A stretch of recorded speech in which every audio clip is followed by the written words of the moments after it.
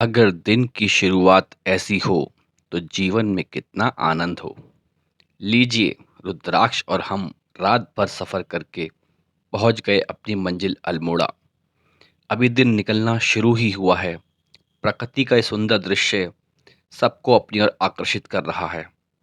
अब जल्दी से रूम पर सामान रखकर दोनों पापा बेटे पहले चलते हैं कसार देवी के दर्शन के लिए।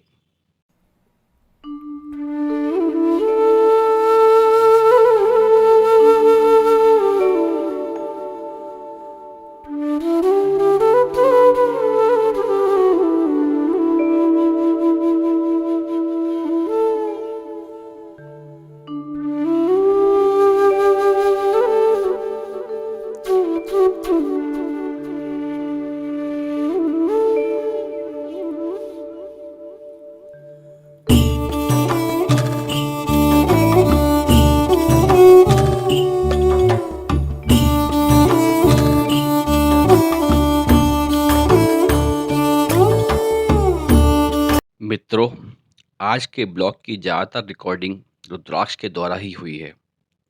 मुरादाबाद से चलने से पहले ही रुद्राक्ष ने बोल दिया था कि कैमरा तो वही रखेगा। मेरे पुराने सभी ब्लॉग्स में कसार देवी मंदिर आप देख चुके हैं। अभी मंदिर में दर्शन करके अब हम दोनों मंदिर के पीछे इस बड़े से पत्थर पर बैठने जा रहे हैं, जहां मुझे ध्यान करना बहुत पसंद है। बरसात के दिनों में पहाड़ की सुंदरता अपने चरम पर होती है। मुझे अपने जीवन में इस जगह से बेहतर जगह कोई नहीं लगी, जहां मैं घंटों बैठ सकता हूं और यहां बैठकर प्रकृति के सुंदर दृश्यों का आनंद ले सकता हूं।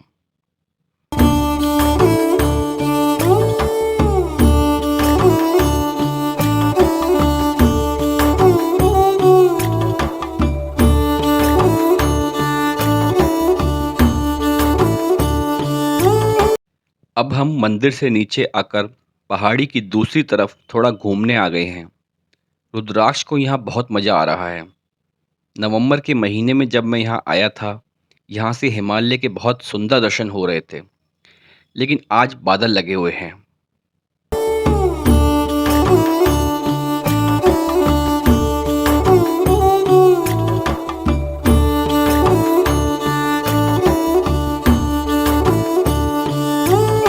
रुद्राक्ष का बहुत मन था अल्मोड़ा शहर का रात का दृश्य देखने का। सुबह से लगातार जिद कर रहा था कि आपकी पुरानी वीडियो में जो रात का नज़ारा था वो कहाँ से था। तो हम दोनों चल दिए रात का ये अल्मोड़ा शहर का सुंदर नज़ारा देखने। रात सोने में देर हो गई थी, लेकिन फिर भी सुबह जल्दी से रेडी होकर हम निकल गए हैं आज जागेश्वर मंदिर दर्शन के लिए। जागेश्वर मंदिर का ये रास्ता इतना मनमोहक है कि हम खुद को रोक नहीं पाए यहाँ फ़ोटो क्लिक करने से। बागेश्वर मंदिर पहुंचते ही हमारे रुद्राक्ष तो लग गए भंडारे में सेवा करने। ये विशाल भंडारा हमारे पिंकी भैया की तरफ से सावन के पहले सोमवार पर आने वाले शिव भक्तों के लिए लगाया गया है। रुद्राक्ष लगे हुए हैं भक्तों को प्लेट कटोरी देने में। इसको इन सब बातों में बहुत आनंद मिलता है, और वैसे भी बच्चों को बचपन से ही सेवा भाव सिखाना चाहिए, तभी वो बड़े होकर भी समाज में सेवा कर पाएंगे। भंडारे में प्रसाद के रूप में पूरी, आलू की सब्जी, मटर पनीर और हलवे की व्यवस्था करी गई है। लगभग 5,000 व्यक्तियों के भोजन की व्यवस्था हुई है। अब भंडारे से हम दोनों चलते हैं मंदिर के दर्शन के लिए।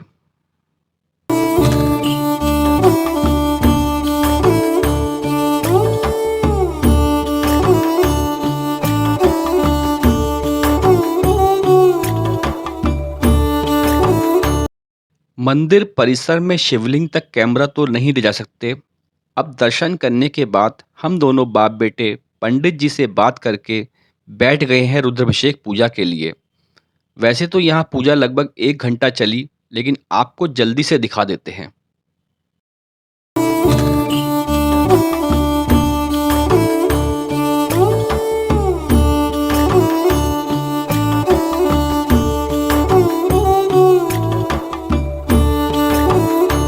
ऐसा माना जाता है कि सबसे पहले भगवान शिव की शिवलिंग के रूप में पूजा जागेश्वर में ही हुई थी। इसलिए यहाँ रुद्राभिषेक पूजा करना बहुत फलदायक माना गया है। जागेश्वर धाम को अद्भुत शक्तियों और शिव साधना की वजह से खास महत्व दिया गया है।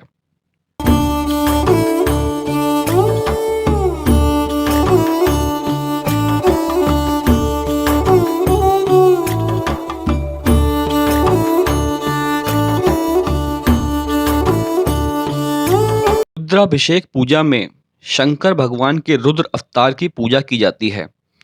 ये भगवान शिव का प्रचंड रूप माना जाता है, जो समस्त ग्रह बाधाओं और समस्याओं का नाश करता है। रुद्राभिषेक का अर्थ है भगवान रुद्र का अभिषेक करना। रुद्राभिषेक में शिवलिंग को पवित्र स्नान कराकर उसकी पूजा अर्चना की जाती है। मान्यताओं के अनुसार सावन के महीने में रुद्र की सृष्टि का कार्य संभालते हैं, इसलिए इस समय रुद्राभिषेक करना अत्यंत फलदायी होता है। रुद्रध्यायी के अनुसार शिव ही रुद्र हैं और रुद्र ही शिव हैं। जय महाकाल।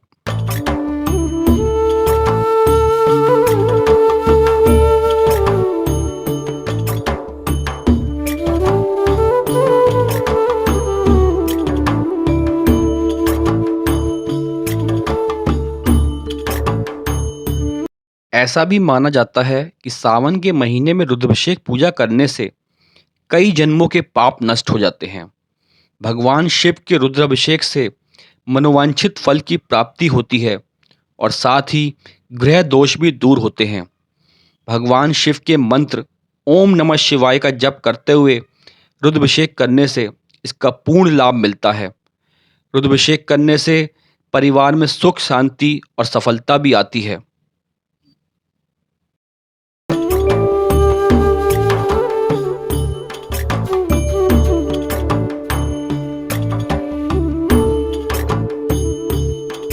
रुद्राभिषेक में भगवान शिव का दूध से अभिषेक करने का विशेष महत्व बताया गया है। इससे संतान प्राप्ति करने की इच्छा पूरी होती है और दही से अभिषेक करने पर कार्यों में आ रही बाधाएं दूर हो जाती हैं।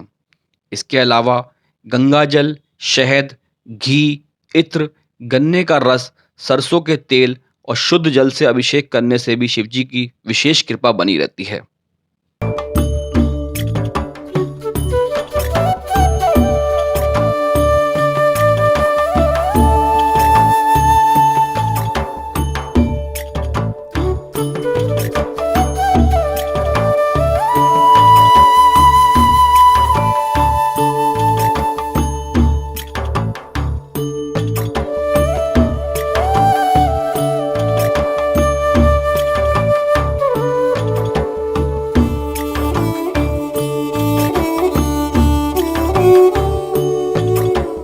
भगवान गणेश एवं शिवजी की आरती के साथ रुद्राभिषेक पूजा समाप्त हुई।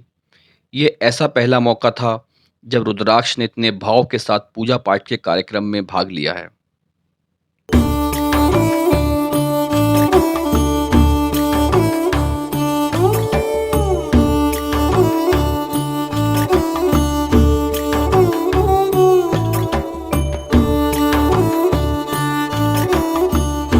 बागेश्वर धाम मंदिर से निकलते ही बारिश शुरू हो गई थी और हम दोनों बारिश रुकते ही अपनी बाइक से सीधे कसार देवी मंदिर पहुंच गए।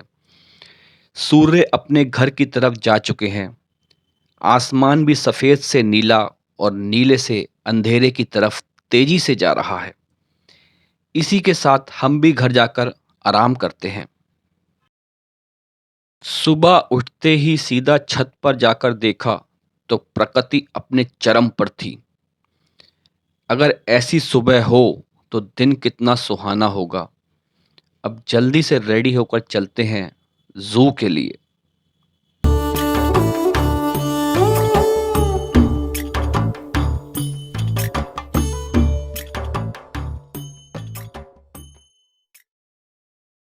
रुद्राक्ष सुबह से ही बहुत उत्साहित है आज जू में बाघ देखने के लिए, इसलिए फटाफट भागा ही जा रहा है। ये देखिए बाघ कितने आराम से घूम रहा है। अगर ये जाल के अंदर ना होता तो हम भी इतने आराम से नहीं देख पाते।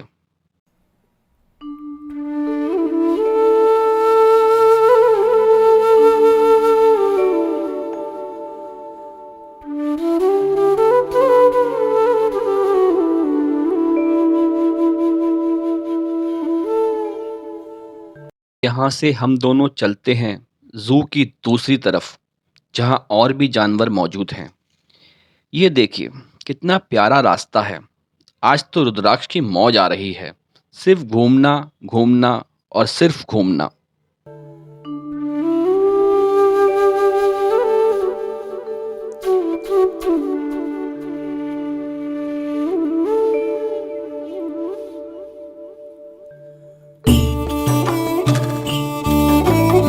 दोस्तों, ये देखिए कितना बड़ा गिद्ध है। इतना बड़ा गिद्ध तो मैंने अपने जीवन में पहली बार देखा है। अब यहाँ से थोड़ा और आगे चलते हैं। ये देखो रुद्राक्ष को, कभी सीधे रास्ते से नहीं चलता है, हमेशा मुश्किल रास्ते ही चुनता है। अब आगे बाकी के जानवर भी देखते हैं। उसके बाद हम चलते हैं कसार देवी दर्शन के लिए, क्योंकि आज हमें घर भी जाना है।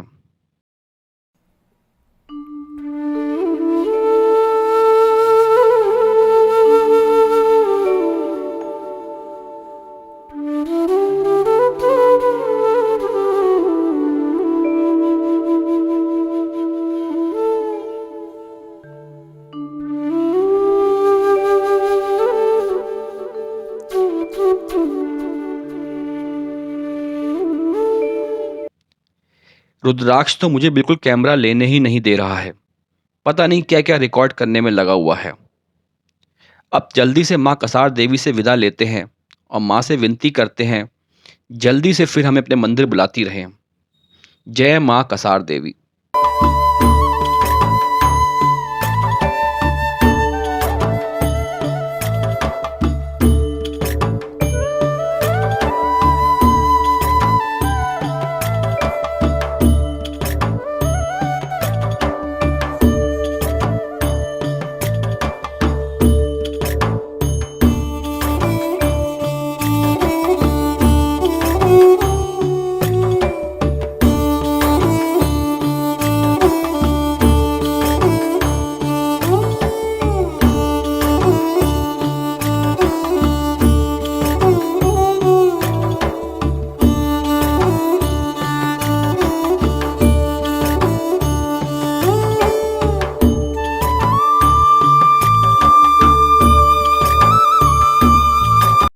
टैक्सी लेने से पहले हम रुके हैं पहाड़ी हाउस वैन पर। यहाँ रुद्राक्ष को कॉफ़ी, मैगी और मोमोज खाने हैं। और अपना तो आज मंगलवार का व्रत है। अब जल्दी से उसको मोमोज और मैगी खिलाकर चलते हैं अपने घर के लिए। मित्रों, जल्द ही फिर मिलेंगे आपसे। जब तक के लिए जय श्री राम। व्लॉग पसंद आया हो तो लाइक करें, कमेंट करें और चैनल को सब्सक्राइब करें। जय माता की।